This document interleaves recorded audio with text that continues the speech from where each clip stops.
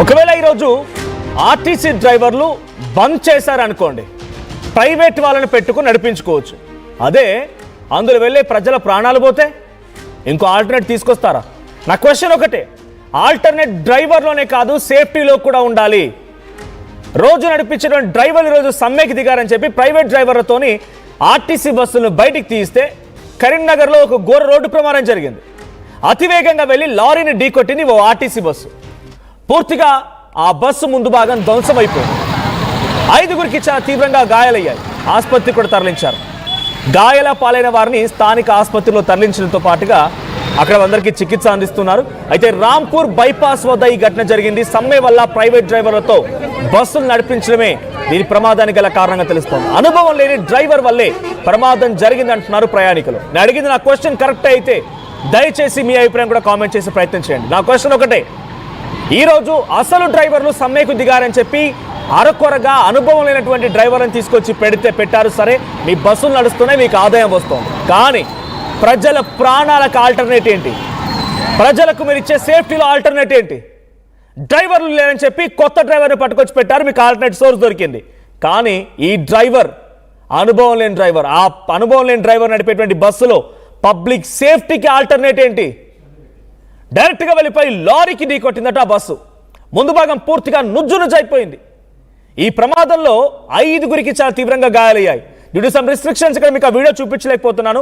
ఒక మహిళ నెత్తిపై నుంచి రక్తం కారుతూ ఉంటే అమ్మ అమ్మ అని ఏడుస్తూ ఉండి అక్కడ చుట్టుపక్కల స్థానికులు కానీ బస్సులో ఉన్నటువంటి కొంతమంది ప్రయాణికులు ఆ రక్తాన్ని తుడిచి వెంటనే అంబులెన్స్లో ఆసుపత్రి తీసుకెళ్తుంటారు. ఆల్టర్నేట్ అనేది కేవలం బస్సు డ్రైవర్లోనే కాదు, సేఫ్టీలో కూడా చూపించండి. మీరు ప్రభుత్వానికి ఆదాయం తగ్గుతుందనో, లేకుంటే ఈరోజు ఆర్టీసీ ఆగిపోతే పబ్లిక్ యొక్క ఇదే ఆ వీడియో చూడండి. ఆ మహిళ నెత్తిపై నుంచి రక్తం కారుతూ ఉంటే చాలా మంది తుడిచి పక్కకు తీసుకెళ్లి మళ్ళీ తనని ఆసుపత్రికి పంపిస్తారు. ఉదయాన్నే పాపం వాళ్ళు డెస్టినేషన్ చేయడానికి బస్సులు లేవు కదా అని చెప్పి ఉన్నటువంటి 1-2 బస్సుల్లో ప్రైవేట్ డ్రైవర్లు చేత నడిపేటువంటి బస్సుల్లో ఎక్కి వెళ్తున్న ప్రయాణికులకి ఇది ఒక చాలా డేంజరస్ సంఘటన. ఈరోజు డ్రైవర్లు లేరు ఎవరు కూడా, మొత్తం ప్రైవేట్ డ్రైవర్ల చేత నడుస్తుంది. వాళ్ళని తప్పుపట్టట్లేదు. నా ఉద్దేశం ప్రైవేట్ డ్రైవర్లను తప్పుపట్టడమో, ప్రైవేట్ డ్రైవర్ల యొక్క అనుభవాన్ని తప్పుపట్టడమో కాదు, కేవలం అక్కడ జరిగిన సంఘటనను మాత్రమే. ఆల్టర్నేట్ తీసుకున్న అధికారులు, ఆల్టర్నేట్గా వేరే ఒక డ్రైవర్ని చూస్ చేసుకున్న అధికారులు చూడండి, మధ్యలో ఢీకొట్టింది ఆ బస్సుని. ఆ బస్సు వెళ్ళిపోయి ఆ లారీ మధ్యలో ఢీకొట్టింది అంటే ఇక్కడే అద్దం పడుతోంది.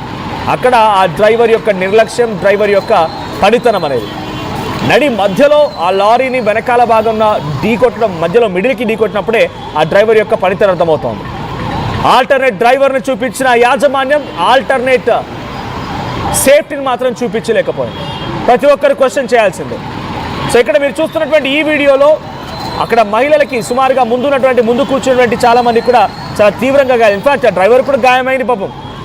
ఆ డ్రైవర్ కూడా ఇబ్బంది పడ్డా, డ్రైవర్ కూడా చాలా గాయాలయ్యాయి. అందరినీ ఆసుపత్రి తీసుకెళ్లి చికిత్స అందిస్తున్నారు. కొంత వాళ్ళ పరిస్థితి ముందు భాగంలో కూర్చున్న వారు సడన్గా ఒక్కసారిగా ముందుకు ఢీకొట్టడంతో వారందరికీ చాలా తీవ్రంగా గాయాలయ్యాయి. కానీ ఈరోజు మొత్తం అంతా ఇదేనా? ప్రైవేట్ డ్రైవర్ని తీసుకొచ్చి నడిపించినంత మాత్రాన సేఫ్టీ ఉంటుందా? రోజు నడిపించిన వాహనాలు నడిపించిన వ్యక్తులాగానే ఈరోజు నడిపించగలుగుతారా? ఆర్టీసీ కేవలం వాళ్ళ ఆదాయం చూసుకుంది, కానీ అత్యవసర సమయాల్లో ఆల్టర్నేట్ డ్రైవర్ని ఎంచుకుంది, కానీ వాళ్ళ పబ్లిక్ సేఫ్టీని మాత్రం మర్చిపోయింది. ప్రయాణికుల రక్షణే, ప్రయాణికులు సురక్షితంగా గమ్యస్థానాన్ని చేరడమే మా లక్ష్యం అని చెప్పినటువంటి మాటలుగానే పరిమితం చేసింది. ఒకసారి సంఘటన నుంచి ఆ విజువల్ చూద్దాం.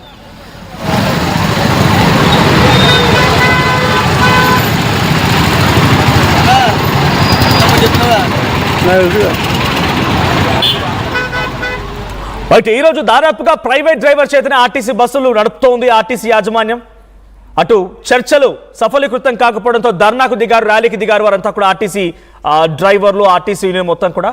సో ప్రైవేట్ డ్రైవర్స్ చేత నడిపేటువంటి ఈ బస్సులు ఇప్పుడు కరీంనగర్లో ప్రమాదానికి గురైన తెల్లవారుజామునే 5గురికి చాలా తీవ్రంగా గాయాలయ్యాయి. దీనికి సంబంధించి మరిన్ని అప్డేట్స్ ప్రతినిధి చంద్రశేఖర్ అందిస్తారు. చంద్రశేఖర్, ఏం జరిగింది ఈ ఘటనలో?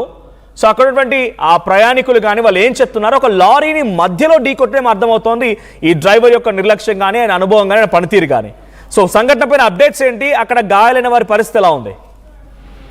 మనోజ్, గత సాయంత్రం దాదాపు 4 గంటల పాటు ప్రభుత్వం ఏర్పాటు చేసినటువంటి కమిటీకి ఆర్టీసీ జాయింట్ యాక్షన్ కమిటీ నేతలకి మధ్య దాదాపు సుదీర్ఘమైనటువంటి చర్చలు జరిగాయి. ఇవన్నీ కూడా విఫలమయ్యాయి. దీనిలో ఖచ్చితంగా మేము దాదాపు 45 రోజుల క్రితమే నోటీస్ ఇచ్చాం. సమ్మె నోటీస్ ఇచ్చి మా డిమాండ్ల సాధన కొరకి, పరిష్కారం కొరకి మీరు ముందుకు రావాల్సిందే, ఎన్నికల మేనిఫెస్టోలో ఇచ్చినటువంటి విషయాలనే మేము అమలు చేయాలని అంటున్నాము.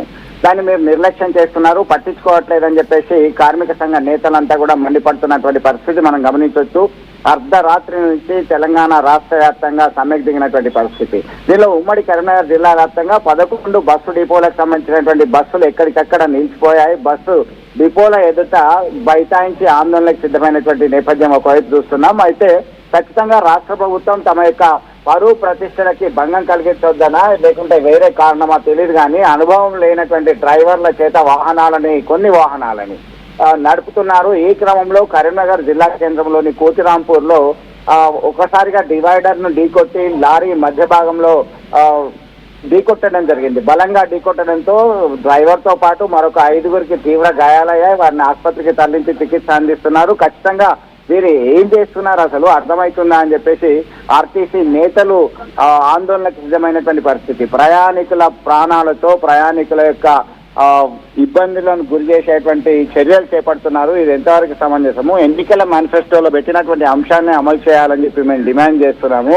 ఖచ్చితంగా మా డిమాండ్లు సాధించే వారికి మేము ఈ సమ్మె కొనసాగిస్తున్నామని చెప్తూ ఇలాంటి ప్రమాదాలు నివారించాలంటే వెంటనే మీరు మాతో చర్చ జరపాలి. ఇవి కేవలం కరీంనగర్లోనే కాదు, ఇంకా ఇతరత్ర ప్రాంతాల్లో సైతం అధికంగా అయ్యేటువంటి అవకాశాలు కనబడుతున్నాయి. ఎందుకంటే అనుభవ రాహిత్యం కలిగినటువంటి డ్రైవర్ల చేత మీరు బస్సులను నడపాలని చూస్తున్నారు, ప్రయాణికుల భద్రతను గాలికి వదిలేస్తున్నారని చెప్పేసి వారు ఆగ్రహం వ్యక్తం చేస్తున్నారు. మరొక వైపు ప్రయాణికులు సైతం తీవ్ర ఆవేదనలో ఉన్నటువంటి పరిస్థితి గమనించవచ్చు. మనోజ్, వారు గమ్యస్థానానికి వెళ్ళాలి, వారికి అవేర్నెస్ లేదు, అవగాహన లేదు. ఆర్టీసీ సమ్మె చేస్తుంది, బస్సులు అనుకున్న రేంజ్ లో మాకు దొరకవే అనేటువంటి విషయం తెలియక బస్సులను ఆశ్రయించారు. దీంతో ఒక్కసారిగా ప్రమాదానికి గురి కావడంతో తీవ్ర ఆవేదన వ్యక్తం చేస్తూ ఆందోళనకు గురైనటువంటి పరిస్థితి. ప్రస్తుతం అయితే వారి పరిస్థితి నిలకడగా ఉంది. ఈ ఇన్సిడెంట్ పైన ఆర్టీసీ యాజమాన్యం రియాక్షన్ ఏంటి? అంటే ఆల్టర్నేట్ డ్రైవర్ దొరకని కానీ సేఫ్టీని మాత్రం ఎంచుకోలేకపోయింది ఆర్టీసీ యాజమాన్యం.